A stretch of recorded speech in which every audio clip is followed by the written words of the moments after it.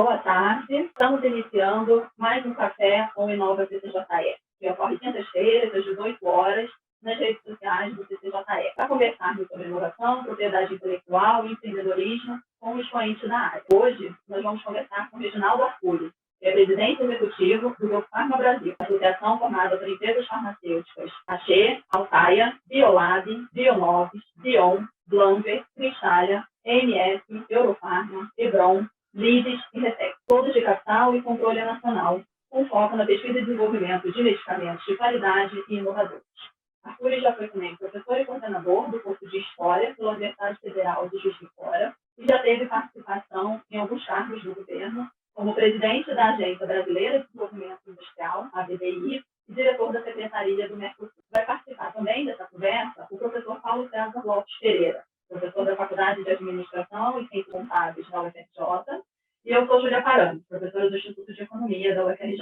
Paulo, você quer iniciar, então? Então, vamos lá para o nosso cafezinho com o CCJE. Antes de mais nada, Reginaldo, muito obrigado pela sua presença aqui, guardar esse tempinho para a gente bater um papo aqui. Bom, a gente começa com a história que nós estamos vivenciando, que é justamente a pandemia. Essa pandemia colocou, para o bem e para o mal, a indústria farmacêutica sob os holofotes, e isso daí implica, obviamente, uma necessidade de inovação. E aí a gente gostaria de saber como é que elas estão se comportando, digamos assim, nessa situação que, por um lado, é muito ruim, né? Sem sombra de dúvida, mas, por outro lado, impõe uma necessidade de inovação para você poder, inclusive, atender a uma série de demandas que muitas vezes a gente nem pensava. Então, como é que ficaram essas empresas nesse contexto agora de pandemia, no que diz respeito à inovação? Bom, primeiro, muitíssimo obrigado. É um prazer e uma honra participar de um debate com a UFRJ.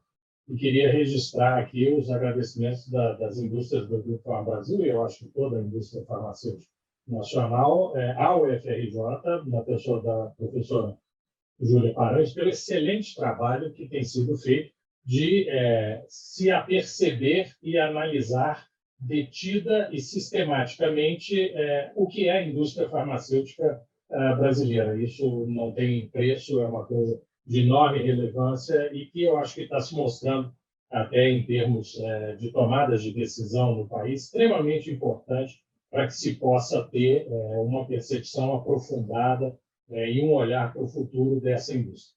Bom, essa questão da indústria farmacêutica nacional, inovação e pandemia, eu acho que tem coisas muito interessantes que talvez não sejam, digamos assim, aquilo que viria à luz num primeiro momento, né? Eu já ouvi várias vezes autoridades e às vezes pessoal de imprensa perguntando assim: a indústria brasileira nacional já está fabricando vacinas de RNA mensageiro? A resposta é não, mas também é uma resposta muito positiva. Por quê? E aí eu queria só voltar um pouquinho a exemplos concretos. Primeiro, que a pandemia precisou de respostas da indústria farmacêutica, não só na área das vacinas. As vacinas são prevenção, né? Mas as pessoas passaram muito mal, tiveram que ser internadas. E, infelizmente, 620 mil quase faleceram. As que foram internadas e não faleceram, isso aconteceu porque elas tiveram medicação para serem tratadas. Claro, tiveram que ter os leitos hospitalares, tiveram que ter os médicos, os enfermeiros, etc. Mas se não tivessem a medicação e os equipamentos, tinham morrido do mesmo jeito, né? Então, o que aconteceu? Principalmente na fase inicial, em que todo mundo se lembra, né? Não falaram nem usar máscara, a instrução era: aguarde para ver se você fica sem fôlego para ir poder procurar um hospital, para não sobrecarregar os hospitais, etc. Então, houve uma sobrecarga, né, de gente precisando de medicamentos, né, para ser um pouco tratado. Todo mundo estava experimentando o que podia tratar, usando protocolos médicos, e depois, objetivamente, para ser entubado, ter ventilação artificial e conseguir sobreviver. E aí surgiu, né, o que se convencionou. Surgiu assim, quer dizer, passou a ter uma demanda enorme, o que se chamou kit de intubação, que são grandes relaxantes musculares, são analgésicos, opioides e outros medicamentos para permitir a desintubação. Isso é fabricado pela indústria nacional. né? Inclusive, uma das nossas indústrias, a Cristália, que fabrica 70% disso para o Brasil e é a maior fabricante para a América Latina, verticalizado. Ou seja, né, hoje é ótimo que a gente fala de indústria farmacêutica, todo mundo sabe o que é IFA e o que é anticorpo monoclonal. Então, elas fabricam o IFA, né? Então, foi possível atender os brasileiros. Você vai dizer, foi inovação. Não, não foi uma inovação no sentido que são medicamentos até bastante antigos, mas foi uma resposta inovadora, extremamente importante, você ter uma base industrial que conseguiu dar um salto. Eles passaram a produzir 5 vezes mais. Outras empresas também, como a Roche, Eurofarma e várias outras empresas não nossas associadas, fizeram isso. Então, eu acho que a primeira resposta é a seguinte: houve uma grande inovação no período da pandemia da indústria nacional? Eu diria que sim. E talvez a inovação mais fundamental, porque foi aquela que permitiu isso. Quer dizer, os brasileiros não ficaram desassistidos. Faltou IFA? Sim, faltou, porque a maior parte vem da China e da Índia. Mas as empresas, para usar um termo popular, se viraram nos 30, né? Pagaram muito mais caro, pagaram fretes aéreos, etc., e mantiveram o país suprido.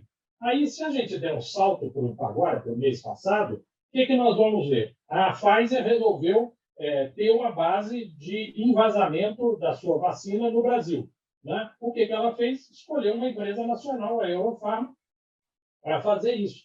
Então, eu acho que nas duas pontas isso aconteceu. E para terminar, enfim, passando muito por alto, né, há uma série de empresas nacionais que estão em conversas iniciais com os desenvolvedores, praticamente todos das universidades federais brasileiras e estaduais, que estão na rede vírus do ICTI, que estão desenvolvendo, inclusive aí na UFRJ, né, vacinas com as tecnologias mais avançadas.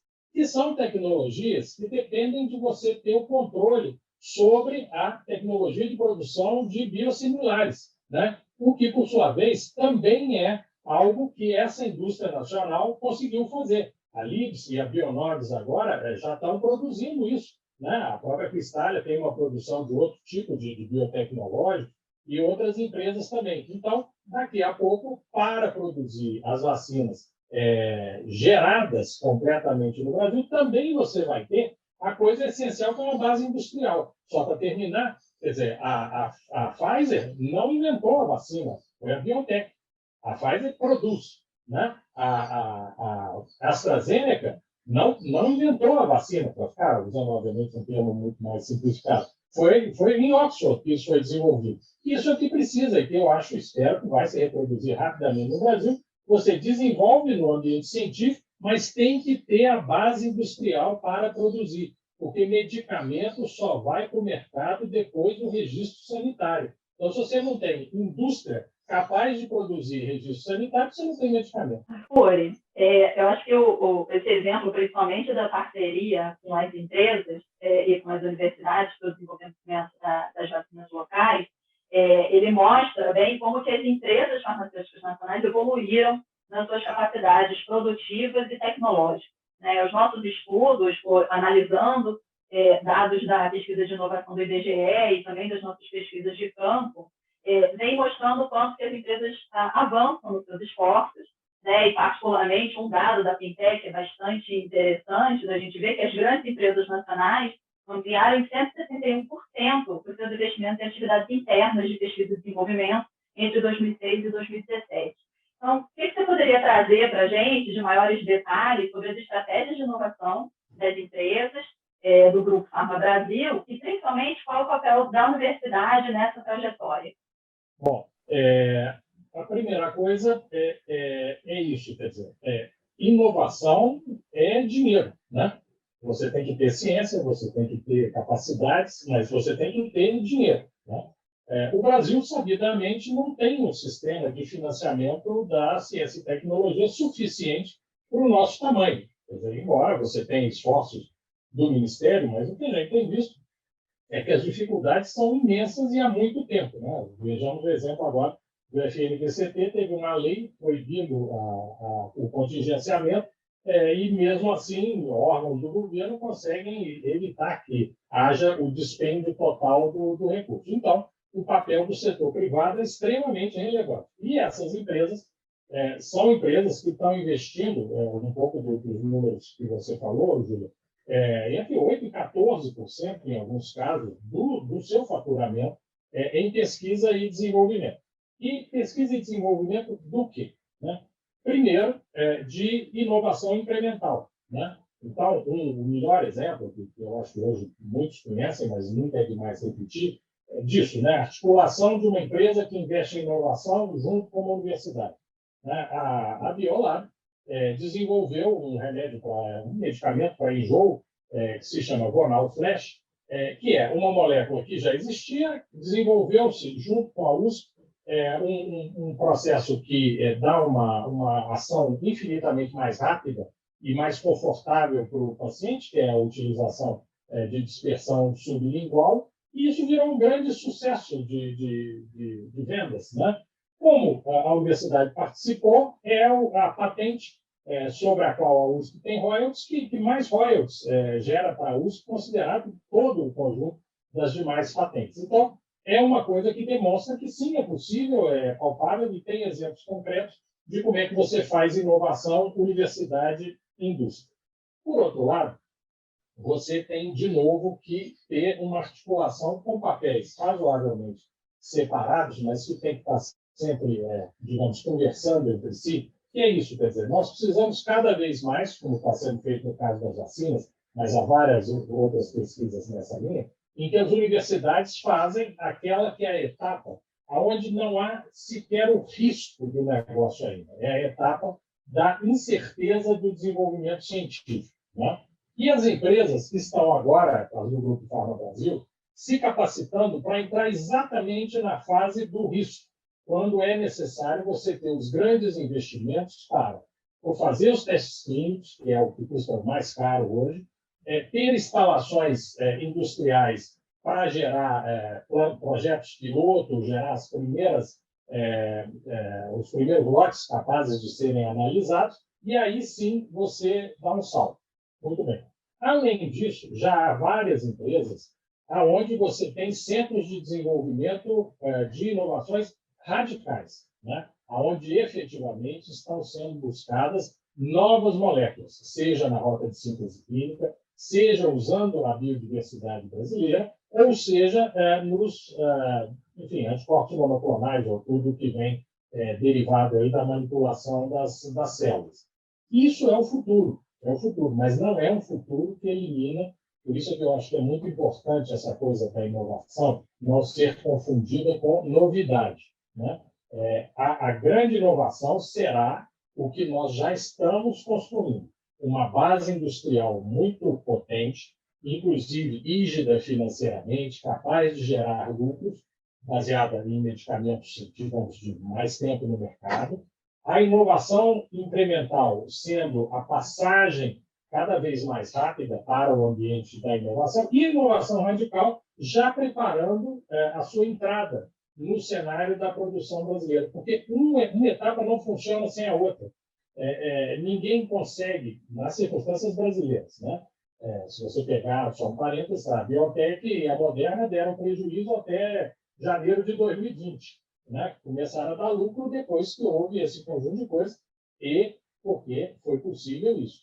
Você ter financiamento público suficiente, ter capital de risco e ter base industrial para poder, na hora que for necessário dar um salto, fazer esse salto. Então, eu acho que temos bons exemplos. E, sim, um grande espaço para a gente crescer, gerar novas parcerias, novas soluções, um monte de barreiras que quase todos nós conhecemos, mas o mais difícil existe. Uma base industrial e uma base científica de alta qualidade. Ok, Reginaldo, deixa eu aproveitar um pouquinho de algumas características suas. Né? Você é um homem que já rodou por 3 das hélices, né? Você já esteve na universidade, já esteve no Estado, agora está nas empresas. Então, você tem um conhecimento desse ecossistema inovador bastante profundo. E, além de tudo, você é mineiro. Então, você conhece os causos. Né?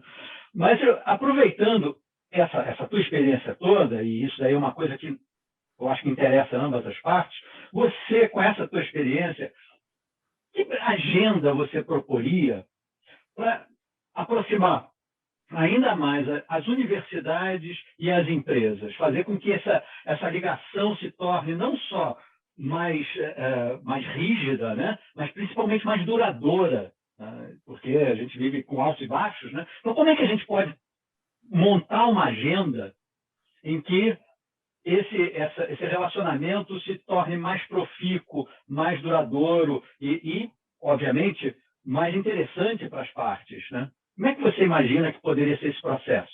Bom, eu acho que aí tem um terceiro ator nessa dupla que você mencionou, que é imprescindível, que é, digamos, a estrutura normativa do Estado brasileiro, né? Aí, enfim, botando um pouquinho aqui o meu chapéu usado de professor universitário, é duro enfrentar as Conjur, né? Você precisa ter um marco jurídico sobre como as universidades, os professores e os funcionários, que são carreiras de Estado, etc., possam se relacionar com o setor privado, eu diria, com mais tranquilidade e segurança, né? E aí também se desdobra muito a coisa dos usos do dinheiro, como é que dinheiro privado pode entrar numa federal, como é que os equipamentos e mecanismos das federais, das ICPs, etc., podem se articular com as universidades, as cargas horárias, etc., que não dependem, são questões que não dependem exclusivamente das universidades. Então, ao contrário, tem feito muito esforço para equacionar essas coisas.